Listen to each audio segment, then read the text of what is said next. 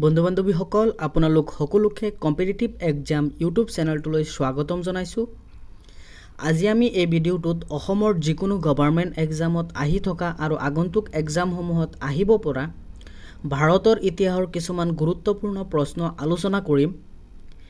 এইটো হৈছে ভাৰতৰ ইতিহাসৰ পাৰ্ট 4 ভিডিঅ'। পাৰ্ট 1, 2, 3 যদি আপোনালোকে চোৱা নাই তেন্তে ডেছক্ৰিপশ্যনত ভিডিঅ'ৰ লিংক দিয়া থাকিব, তাত গৈ চাব পাৰিব। বলক আজিৰ ভিডিঅ'টো আৰম্ভ কৰোঁ। আজিৰ প্ৰথমটো প্ৰশ্ন হৈছে সত্যবিলোপ নীতি কোনে প্ৰৱৰ্তন কৰিছিলে?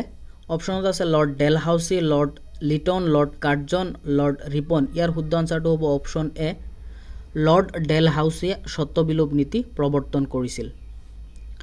2 নম্বৰ প্ৰশ্নটো চাওঁ আমি। হুমায়ুন টম্ব কোনে নিৰ্মাণ কৰিছিল? হুমায়ুনে নে আকবৰ নে বীৰবল নে জাহাংগীৰে? ইয়াৰ শুদ্ধ আনচাৰটো হ'ব অপশ্যন বি, আকবৰে হুমায়ুন টম্ব নিৰ্মাণ কৰিছিল। 3 নম্বৰ প্ৰশ্নটো চাওঁ আমি। কোনজন মোগল সম্ৰাটে সতীদাহ প্ৰথা বন্ধ কৰিছিল? অপশ্যনত আছে আকবৰ, জাহাংগীৰ, শ্বাহজাহান, ঔৰংগজেব। ইয়াৰ শুদ্ধ আনচাৰটো হ'ব অপশ্যন ডি, ঔৰংগজেবে সতীদাহ প্ৰথা বন্ধ কৰিছিল। 4 নম্বৰ প্ৰশ্নটো চাওঁ আমি। পানিপথৰ তৃতীয় যুদ্ধ কেতিয়া হৈছিল? পানিপথৰ তৃতীয় যুদ্ধ হৈছিলে 1761 চনৰ 14 জানুৱাৰী। অপশ্যন বিটো শুদ্ধ। 1761 চনৰ 14 জানুৱাৰীত পানিপথৰ তৃতীয় যুদ্ধ হৈছিল। ইয়াৰ পিছৰ প্ৰশ্নটো চাওঁ আমি। কোন চনত স্বামী বিবেকানন্দই ৰামকৃষ্ণ মিছন প্ৰতিষ্ঠা কৰিছিলে? ইয়াৰ শুদ্ধ আনচাৰটো হ'ব অপশ্যন এ, 1888 চনত স্বামী বিবেকানন্দই ৰামকৃষ্ণ মিছন প্ৰতিষ্ঠা কৰিছিলে। 6 নম্বৰ প্ৰশ্নটো চাওঁ আমি। জালিয়ানৱালাবাগ ক'ত অৱস্থিত? অপশ্যনত আছে গুজৰাট, পাঞ্জাৱ, পশ্চিমবংগ, বিহাৰ। ইয়াৰ শুদ্ধ আনচাৰটো হ'ব অপশ্যন বি, জালিয়ানৱালাবাগ পাঞ্জাৱত অৱস্থিত। 7 নম্বৰ প্ৰশ্নটো চাওঁ আমি। আইন অমান্য আন্দোলন কেতিয়া আৰম্ভ হৈছিল? অপশ্যনত আছে 1920, 1919, 1869, 1911। ইয়াৰ শুদ্ধ আনচাৰটো হ'ব অপশ্যন এ, 1920 চনত আইন অমান্য আন্দোলন আৰম্ভ হৈছিল। ইয়াৰ পিছৰ প্ৰশ্নটো চাওঁ আমি। দাণ্ডি যাত্ৰা কিমান দিন হৈছিল? অপশ্যনত আছে 25, 15, 24, 22। ইয়াৰ শুদ্ধ আনচাৰটো হ'ব অপশ্যন চি, দাণ্ডি যাত্ৰা 24 দিন হৈছিলে। মহাত্মা গান্ধীয়ে সবৰমতী আশ্ৰমৰ পৰা দাণ্ডি নামৰ ঠাইলৈ 24 দিন খোজকাঢ়ি গৈছিলে।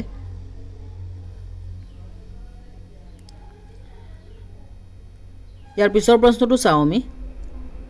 স্বৰাজ দল কেতিয়া গঠন হৈছিল? অপশ্যনত আছে 1923, 1947, 1921, 1920।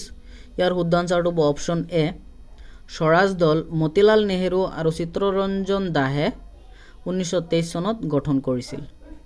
10 নম্বৰ প্ৰশ্নটো চাওঁ আমি। খিলজী বংশৰ প্ৰতিষ্ঠাতা কোন? অপশ্যনত আছে আলাউদ্দিন খিলজী, জালালুদ্দিন ফিৰোজ খিলজী, হিচাবুদ্দিন তালিচ, কুতুবুদ্দিন খিলজী। ইয়াৰ শুদ্ধ আনচাৰটো হ'ব অপশ্যন বি, জালালুদ্দিন ফিৰোজ খিলজীয়ে খিলজী বংশৰ প্ৰতিষ্ঠা কৰিছিল। 11 নম্বৰ প্ৰশ্নটো চাওঁ আমি। তুগলক বংশৰ প্ৰতিষ্ঠাতা কোন?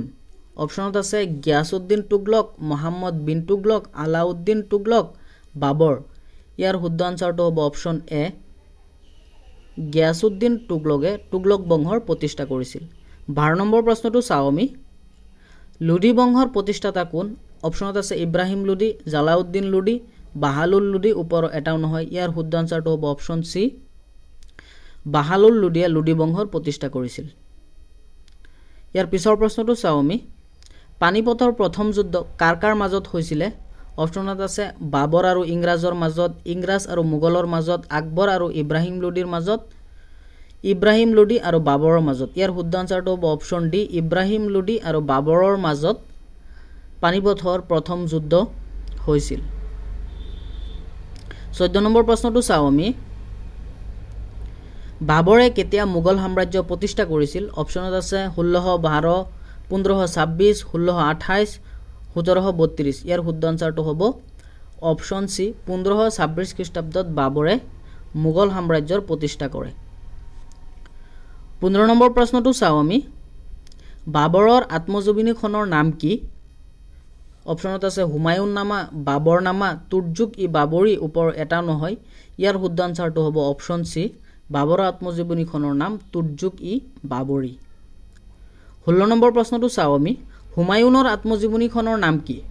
অপশ্যনত আছে হুমায়ুন নামা, তুৰ্যুক ই হুমায়ুনী, আকবৰ নামা, ইয়াৰ এটাও নহয়। ইয়াৰ শুদ্ধ আনচাৰটো হ'ব অপশ্যন চি, হুমায়ুন নামা। হুমায়ুনৰ আত্মজীৱনীখনৰ নাম হুমায়ুন নামা। 17 নম্বৰ প্ৰশ্নটো চাওঁ আমি, ৰাজা ৰামমোহন ৰায়ে কিমান চনত ব্ৰাহ্ম সমাজ গঠন কৰে? অপশ্যনত আছে 1717, 1816, 1922, 1828। ইয়াৰ শুদ্ধ আনচাৰটো হ'ব অপশ্যন ডি, 1828 চনত ৰাজা ৰামমোহন ৰায়ে ব্ৰাহ্ম সমাজ গঠন কৰে। 18 নম্বৰ প্ৰশ্নটো চাওঁ আমি, পাল সাম্ৰাজ্যৰ প্ৰতিষ্ঠাতা কোন? গোপাল নে ব্ৰহ্মপাল নে ইন্দ্ৰপাল নে হৰিয়ামণ্ডল? ইয়াৰ শুদ্ধ আনচাৰটো হ'ব অপশ্যন এ, গোপালে পাল সাম্ৰাজ্যৰ প্ৰতিষ্ঠা কৰে। ইয়াৰ পিছৰ প্ৰশ্নটো চাওঁ আমি, ভাৰতত শাসন কৰা প্ৰথম আৰু একমাত্ৰ মুছলিম মহিলা কোন আছিল? অপশ্যনত আছে শ্বাহিদা বেগম, ৰাজিয়া চুলতানা, নুৰজাহান, ফাতিমা। ইয়াৰ শুদ্ধ আনচাৰটো হ'ব অপশ্যন বি, ৰাজিয়া চুলতানা। ভাৰতত শাসন কৰা প্ৰথম আৰু একমাত্ৰ মুছলিম মহিলা ৰাজিয়া চুলতানা। আজিৰ শেষৰটো প্ৰশ্ন চাওঁ আমি, আকবৰৰ ৰাজসভাৰ বিখ্যাত সংগীতজ্ঞজনৰ নাম কি? অপশ্যনত আছে বীৰবল, নৰকাসুৰ, তানসেন, ওপৰৰ এটাও নহয়। এই প্ৰশ্নটো আপোনালোকৰ কাৰণে থাকিল। ইয়াৰ উত্তৰটো আপোনালোকে কমেণ্টত জনাব। আজিৰ ভিডিঅ'টোত ইমানেই। এই চেনেলটোত আপোনালোকে অসমৰ যিকোনো গভৰ্ণমেণ্ট এক্সাম ৰিলেটেড ভিডিঅ'সমূহ পাই থাকিব।